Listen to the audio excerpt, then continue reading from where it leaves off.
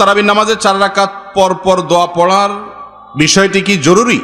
তারাবির নামাজে 4 রাকাতের পর পর যে দোয়া আছে, সুবহানাজিল মুলকে ওয়াল মালাকুতে, আমি এতটুকু পারি, অবশ্য এর পরেরটা পারি না।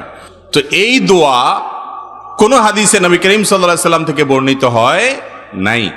তারাবির নামাজ 4 রাকাত পরে যে টাইমটা ব্রেক দেয়া হয়, একটু লেট করা হয়, এটা রেস্টের জন্য হয়। আপনি তো নামাজের মধ্যে হাফেজ সাহেব তেলাওয়াত করছে, আপনি তো চুপচাপ দাঁড়ায়ছিলেন, শুনছেন, তাই না? ততক্ষণ তো আপনি আরামে ছিলেন। সালাম ফেরানোর সাথে সাথে 4র্থ রাকাতের পরে আপনি সুবহানাজিল মুলকে ওয়াল মালাকুতে বলে টান দিলেন, তাহলে আপনার এটা আরাম হলো না ব্যারাম হলো? আরো এটা তো আরো ডিউটি হলো। তো এই ডিউটি আসলে কোরআন হাদিস দ্বারা বর্ণিত নয়। আমাদের দেশে অনেক মানুষ এখনো তারাবির নামাজ পড়তে বললে বলে, হুজুর এখনো দোয়া মুখস্থ হয় নাই। আছে না নাই কপাল পোড়া, দোয়া মুখস্থ হয় না? কিসের দোয়ারে ভাই? 4 রাকাতের পর কোনো দোয়াই নাই হাদিসে। আপনি দোয়া মুখস্থ হয় না দেখে নামাজ পড়ছেন। 4 রাকাতের পরে গ্যাপ দিয়ে এই টাইমে একটু নাস্তা, একটু চা পানি, একটু রেস্ট, একটু উঠা বসা, কোমর ব্যথা দূর করা, ওযু লাগলে ওযু করা, এগুলোর জন্য এই গ্যাপটা দেয়া হয়েছে।